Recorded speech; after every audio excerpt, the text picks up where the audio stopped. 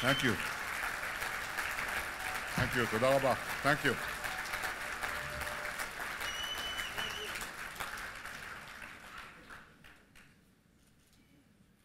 Wow, that was like watching home movies. I never expected anyone to actually read that bio. But you defy all my expectations all the time, especially you, my good friend Pastor Hagee, Mrs. Hagee, and all of you. You're wonderful friends. I have one, there are some dates that have to be corrected there, but my son's name is Avner. He is Israel's national Bible champion, and he came number 2, second deputy in the international Bible contest. It's a quiz. It's like, you know, the spelling bee to the nth degree. It's very hard, and he, at the age of 15, did this. I have to tell you that he didn't make the world champion because of the Prime Minister's question. I asked it. But it tells you what kind of society we are. And I'll tell you more about that in a minute. I do want to say that I do read the Bible with him. I read it yesterday. We read it every Saturday, actually. Every Shabbat. After lunch, we sit down and we read Parashat HaShavua. How do you say it, Dudu? How do you translate that? The portion of the week. Okay, so we read it. We read Exodus now. And then you have Haftarah. How do you say that? It's the addition from the Bible. This was from Ezekiel. Am I correct? Absolutely. I know. So I draw, like you, enormous reservoirs of strength from the Torah, from the Bible. This is the well from which we drink. This is the stone on which we stand.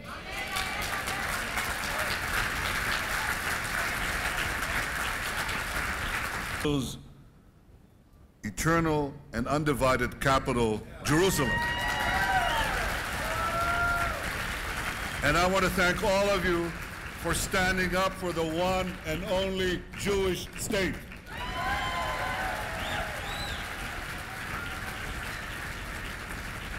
And I want to thank you, Pastor Hagee. Not only have you stood up for Israel, you've inspired others to stand up as well. First you inspired dozens, then you inspired hundreds, then you inspired thousands, then tens of thousands, then hundreds of thousands, and now the unbelievable number. Christians United for Israel now number 1 million supporters.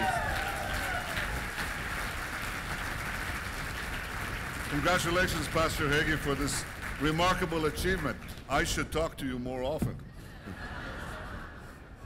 And I know this is only the beginning, because there's a dramatic transformation that's taking place in the relationship between Christians and Jews. And for centuries, this relationship was focused on our differences in a tortured past. But today, thanks to leaders like you, Jews and Christians are focusing on the common future that we have and the common values that we share. Now you look around the shifting sands of this turbulent, windswept Middle East, and it's clear that these shared values that we have set Israel apart. Just as it's clear that these shared values bring Israel and America together. Now, what are these values? They're values that spring from our common heritage, from the revolutionary ideas that were first formulated in this land millennia ago. One of these ideas that we read about is from the book of Samuel, actually from the second book of Samuel. And I want to tell you about it. In a very oblique way, it touches on the thing that I told you about, the Prime Minister's question. But it's deeper. Now, there was a king in this city You know his name? King David. Now, he was a great king. But he was not without sin. And one day he was looking out from his terrace in the old city of Jerusalem, David's city. Have you been there? Yes. See these slopes? Well, he's sitting on this terrace and he sees Bathsheba. And he's asked to bring her to him. And after she's with child from him, he says, bring her husband. Her husband is the Uriah, the Hittite, very brave commander in the army of the Israelites fighting in Transjordan. And David says, bring him home, give him a leave of absence. But Uriah, who was brought to Jerusalem, refuses to go home to Bathsheba. He sits, he says, when my men are in battle, I will sleep on the doorstep of my king. So David gives an order to Joab, the military commander, to put Uriah on the front lines, back in Transjordan, near Moab, I think. Or Amman, which is today the capital of Jordan. And this is done. And Uriah dies in battle. And David marries Bathsheba. End of story, right? You're right. Because then Nathan, the prophet, comes to David and he says, now, what would you do to the rich man who takes from the poor man the only possession that he has and that he values, the one lamb? What would you do to such a man if he took away that one possession from the poor man? He says, well, I'd punish him. And Nathan says to this all-powerful king, you are that man. Now that's a revolutionary statement in human affairs. That's an impossible statement 3,000 years ago, when the world was ruled by all-powerful empires with all-powerful kings and emperors. Who could possibly say that in antiquity and live? Well, Nathan said it to the king and lived. And this was inscribed in our Bible. This is such a revolutionary piece. Power is not all-encompassing. All men are equal under God. All men and all women. Equal under God. With inalienable rights. This is a Jewish concept. It's a revolutionary Jewish concept.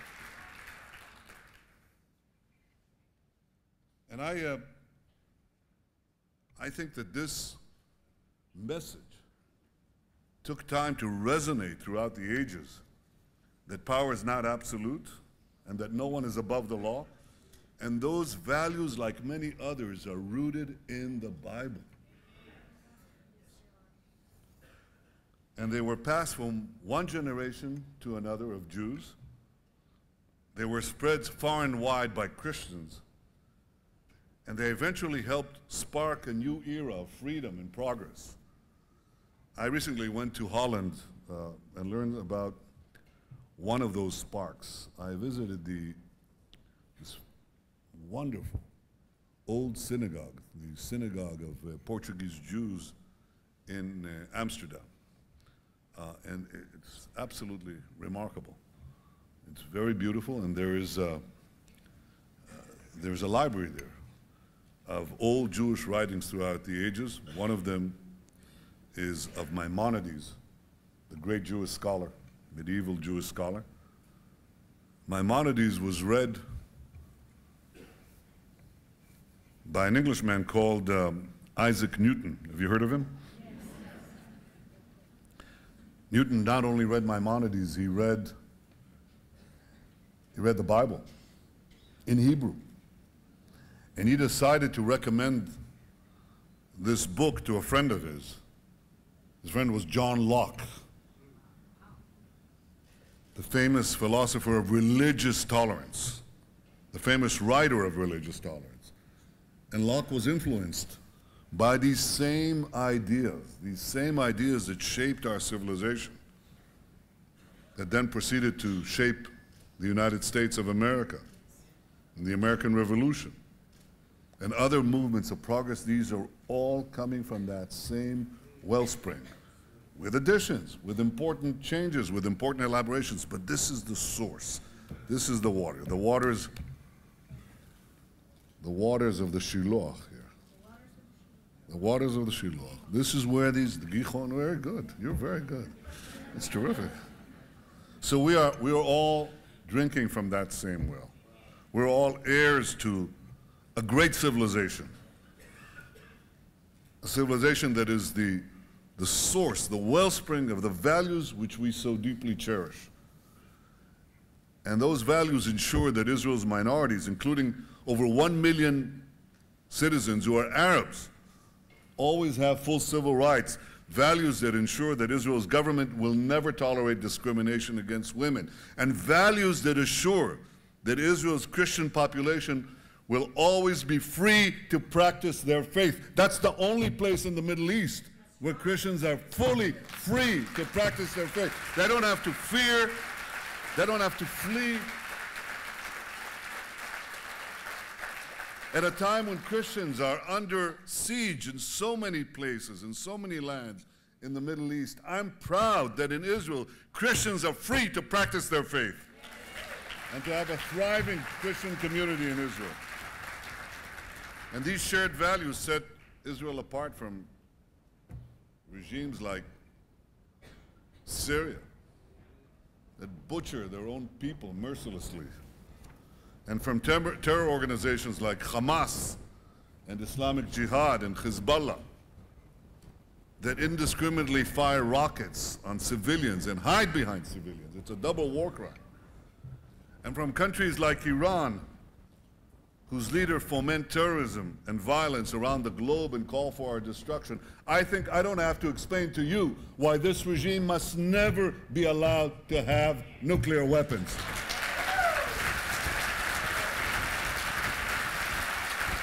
I don't need to explain this to you because you get it. You all get it.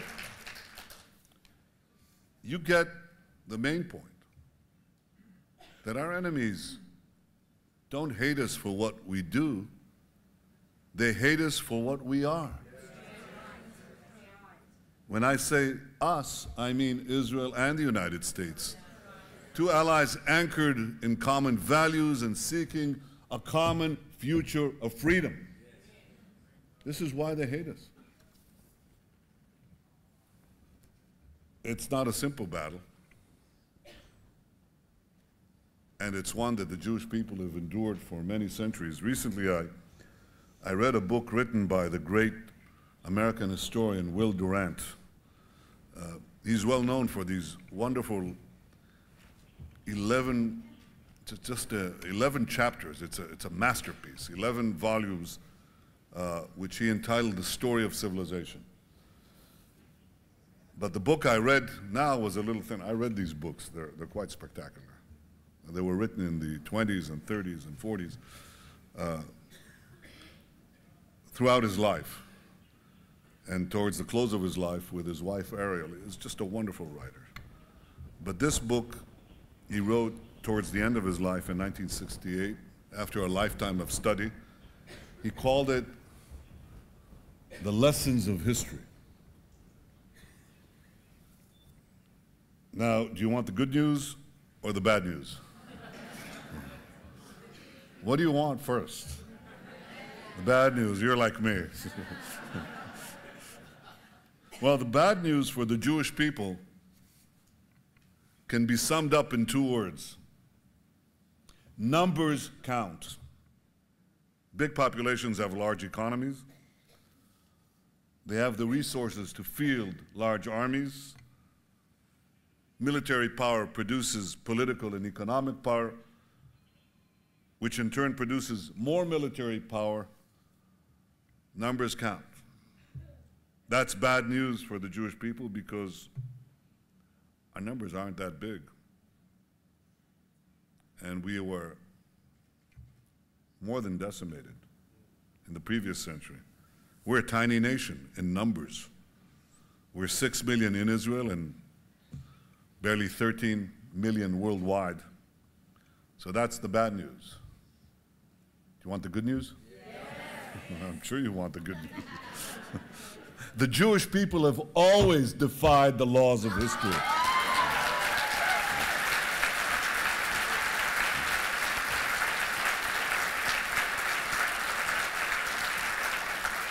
Our improbable odyssey through time, a nearly 4,000-year journey marked by indescribable tragedy and sublime triumph, our odyssey has broken every rule in the book. And writing in 1968, Durant hints that the young state of Israel, we were only 20 years old, hints that this young state, powered by deep well springs of faith and culture, may continue to defy the laws of history.